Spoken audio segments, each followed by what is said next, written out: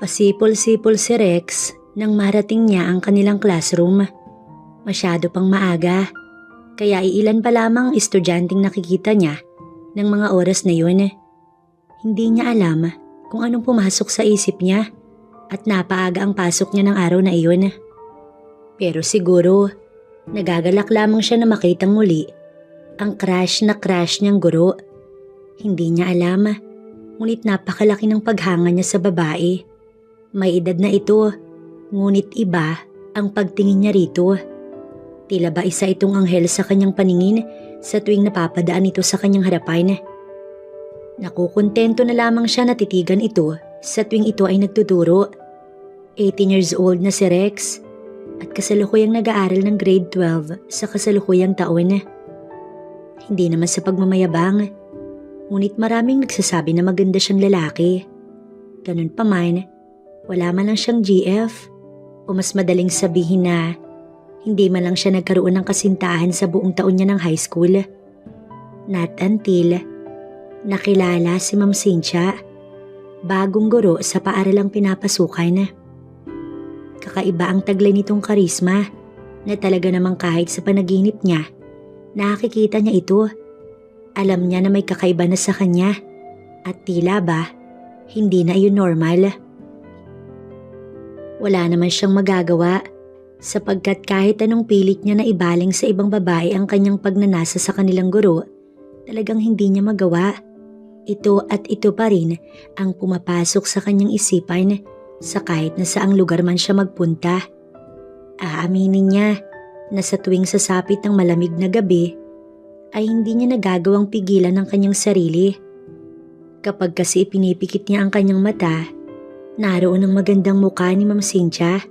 Sa pagkakaalam niya, byuda na ito sa edad na 40. Kung paano niyang nalaman ang tungkol dun, hindi na mahalaga.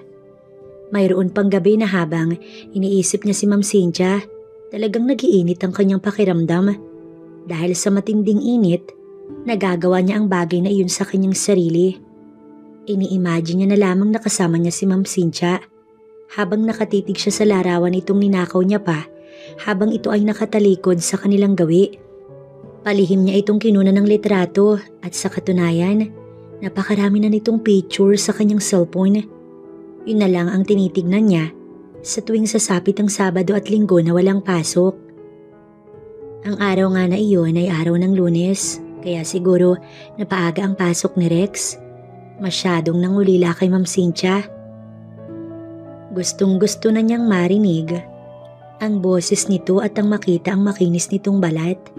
Naisip niya tuloy kung ano ba ang sekreto ni Ma'am Cynthia at sa edad nito, napanatili nito ang magandang kutis. Mamula-mula kasi ang pisngi nito at natural lamang iyon at hindi naman ito naglalagay ng kolerete sa muka. Napahugot na lamang siya ng malalim na hininga. Talaga nga sigurong nababaliw na siya at kung ano-ano na ang tumatakbo sa kanyang malikot na isipan na hindi naman dapat. Mabilis nga na lumipas ang oras. Oras na ng klase nila kay Ma'am Cynthia. Kaya naman, nakaramdam ng labis na galak si Rex. Makikita na naman kasi niya ang taglay nitong ganda. Nasa harapan lamang siya at nakaupo kaya pagpasok ni Ma'am Cynthia, makikita niya ito ng husto. Ilang sandali pa nga, nakangiti na itong pumasok sa kanilang silid-aralan. Maganda at napakaaliwalas ng mukha nito na halos magpalaglag ng kanyang panga. Hindi ganoon kahaba ang suot nitong skirt na siyang uniform ng guro sa paaralang yun. Tila ba nawala si Rex sa kanyang isipan. Gusto sana niya itong yakapin, ngunit nakakatawa naman siya kapag ginawa niya yun. Hindi naging mahaba ang oras ng pagtuturo ni Ma'am Cynthia sa klase, kagaya ng inaasahan. Pakiramdam kasi niya kapag ito ang nagtuturo ay napakabilis ng oras. Para natuloy siyang mauulol sa nararamdaman niya. Hindi man lang niya makuha-kuha ang gusto at naiinis siya roon. Hindi niya malaman kung anong gagawin niya.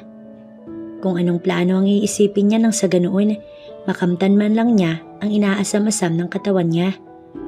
Matagal na siyang ganoon, hindi siya naa-attract sa kaedad niya at mas gusto niya iyong mga babaeng may edad kaysa sa kanya.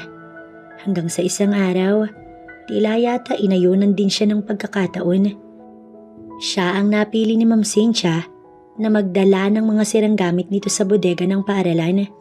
Nasa likod na bahagi ang bodega, kaya naman malayo na iyon sa mga silid-aralan.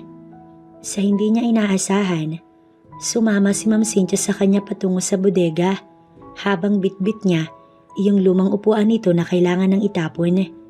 Hindi niya alam kung bakit habang papalapit sila sa bodega, mas lumalakas ang kabog ng dibdib niya.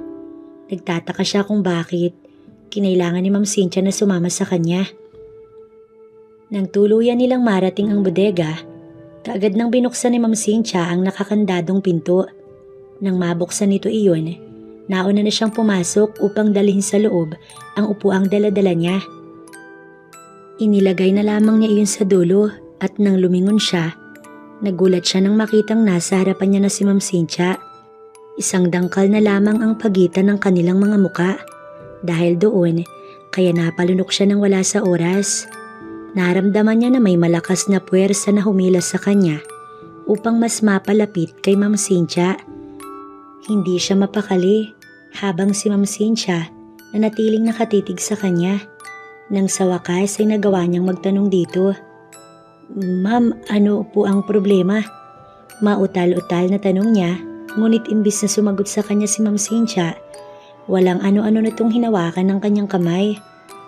Noon ay nangangatog ang kanyang mga tuhod habang hawak-hawak niya si Ma'am Cynthia. "Alam kong gusto mo ko, Rex. Palagi kong nababasa sa mga mata mo. Bakit kasi hindi mo sinasabi? Marami kang pagkakataon na magsabi sa akin at naiinip ako kakahintay. Gusto rin kita. Ngayon malaya kang gawin ng lahat sa akin." Pabulong na wika ni Ma'am Cynthia na siyang ikinagimbal niya. Hindi man lang niya nahalata na mind reader pala si Ma'am Cynthia at pati ang pagkagusto niya rito ay alam nito. Hindi ba't nakakahiya iyon? Ngunit para saan pa ang hiya? Natutupad na ang kanyang pangarap. "Halikan mo ko, Rex. Iparamdam mo sa akin ang labis na pagmamahal mo sa akin." Pabulong na saad ni Cynthia na para bang nagmamakaawa pa sa kanya. Halos hindi niya lubos maisip na ang isang kagalang-galang na guro masasabi ang ganoong bagay mismo sa kanya. Kaya naman, hindi na siya nag-aksaya pa ng oras at kaagad niyang ginawa ang sinabi ni Ma'am Cynthia. Nagawa niya itong halikan at dahil nga sa iyon ang unang beses niyang makahalik ng isang babae ay talagang hindi niya alam kung paano ang tamang gawin. Ngunit si Ma'am Cynthia na rin ang nagturo sa kanya kung paano gawin yun na talaga namang dinadala siya sa kalangitan. Nanatiling magkahinang ang kanilang mga labi at talaga namang pansin na kulang si Ma'am Cynthia sa bagay na iyon. Well, ganoon din naman siya, kaya pareho lang. Sigurado kailanman hindi niya makakalimutan ang araw na iyon. Hanggang sa umpisahan na nga nilang gawin ang bagay na talaga namang balak nilang gawin. Ngunit ng mga oras na yun, may narinig silang ingay sa labas ng bodega na tiyak nilang papasok anumang oras. Dali-dali silang nag-ayos ng kanilang sarili at naghanap ng pwede nilang gawin. Pinili niyang ayusin ang mga nagkagulo-gulong upuan sa isang sulok habang kunwari inuutusan siya ni Ma'am Cynthia. Hindi nga nagtagal at pumasok ang 3 lalaking estudyante at may dala-dala ring sirang mga gamit. Gusto niyang magmura. Masyado siyang nabitin at batid niyang ganoon din si Ma'am Cynthia. Hindi nga lang sila nagpahalata. Nagawa pang batiin ng mga estudyante ang guro, kaya naman tabingi ang ngiti nitong bumati pabalik sa mga ito. Hanggang sa marinig nila na tapos na ang lunch break, hindi na tuloy niya alam kung matutuloy pa ba nila Ma'am Cynthia ang naudlot nilang ginagawa. Pag minamalas nga naman, akala niya maswerte na ang araw na iyon ngunit hindi pa pala. Hanggang sa umalis na nga ang mga estudyanteng pumutol sa ginagawa nila ni Ma'am Cynthia. Muli silang nagkatitigan. Iniisip kung may oras pa bang magawa nilang tapusin ang kanilang nasimulan. Kitang-kita niya kung paanong napalunok si Ma'am Cynthia. Naroon na sana nagawa na niya. Ngunit bigla pang may sumira. Akala niya mas pipiliin ni Ma'am Cynthia ang bumalik sa klase. Ngunit hindi rin pala ito nakatiis at muli siya nitong hinila. Natuwa naman siya.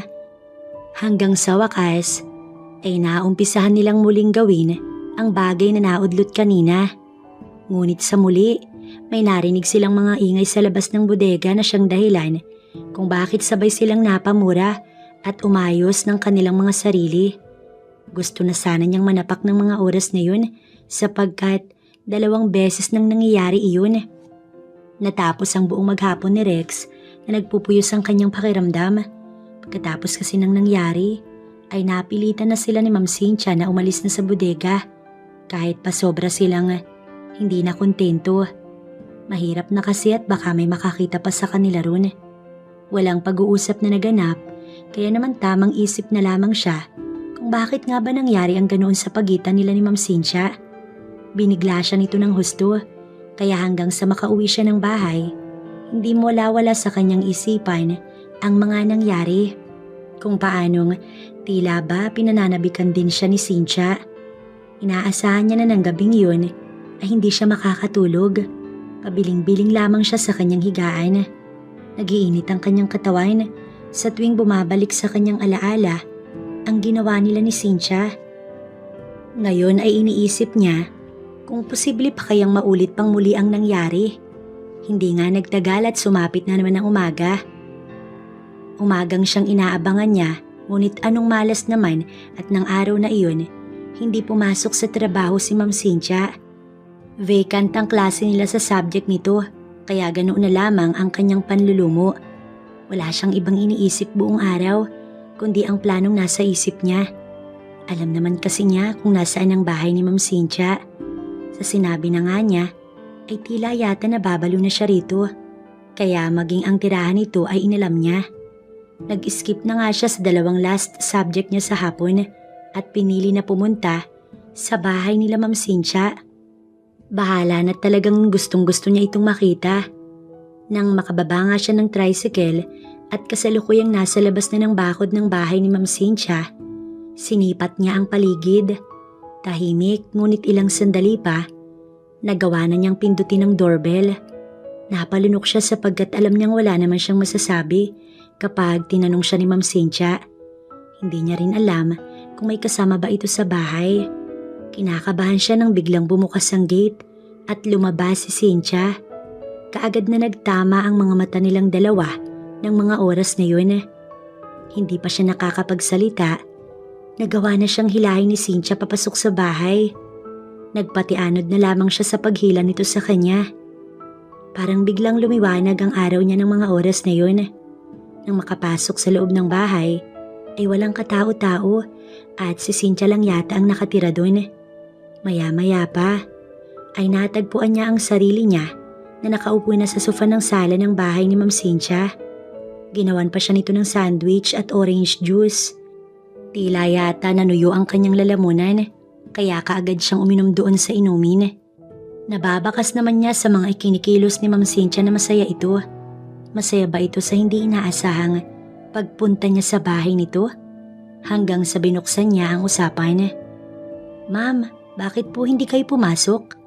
Pasimpleng tanong niya at nagulat pa siya nang biglang tumabi sa kanya si Cynthia. Hindi man lang ito nagdalawang isip na hawakan siya sa braso. "Alam ko kasi napupunta ka at masyado nga tayong hindi nakontento kahapon." Mahina na wika ni Cynthia. Kaya pala hindi ito pumasok para pumunta siya roon at doon nila tatapusin. Ibinaba niya ang basong hawak sapagkat tila yata sobrang init ang naramdaman niya. Masyadong straight to the point si Cynthia. Siguro dahil alam nitong mahina lamang siya pagdating dito. Sino ba namang lalaki ang hindi mag-iinit ng mga oras na yun? Mukhang sakto pa ang dating niya dahil katatapos lang nitong maligo. Naaamoy niya ang napakabango nitong buhok, maging ang natural na halimuyak nito. Pakiramdam niya, inaaya na naman siya ni Cynthia na gawin ang naudlot na ginagawa nila kahapon. Hindi niya na nga pinalampas pa ang pagkakataon at tuluyan na nga siyang nagpadala dito. Yun din naman kasi ang dahilan kung bakit siya naroon sa bahay ni Cynthia. Nagtama ang kanilang mga mata Kaya naman napalunok siya. Naroon ang kagustuhan niya na halikan nito sa mga labi. Kaya naman, unti-unti niyang ibinaba ang kanyang pisngi hanggang sa maramdaman niyang tuluyang naglapat ang kanilang mga labi. Tuluyan siyang napapikit at ninamnam ng husto ang pagkakataong iyon. Ramdam na ramdam niya ang pagka-excite ni Cynthia at ganoon din naman siya. Nang maalala niyang itanong dito na baka may kasama ito sa bahay, malugod namang sinabi sa kanya ng babae na huwag siyang mag-alala dahil ito nga lang daw ang nakatira doon. Sa narinig mula kay Cynthia, nagkaroon siya ng lakas upang simulan na nga ang bagay na naudlot. Walang kasing saya ang nararamdaman nila ng mga oras na yun dahil tuluyan na nga nilang nagawa ang bagay na yun. Tagumpay nilang narating ang dulo. Pareho silang may ngiti sa labi nang marating ang dulo. Alam niya na hindi pa roon natatapos ang lahat. Alam niyang may susunod pa at ang mga susunod na iyon ay masusulitin pa niya kasama si Cynthia. Walang makakapigil sa kanya dahil talagang gustong gusto niya si Cynthia.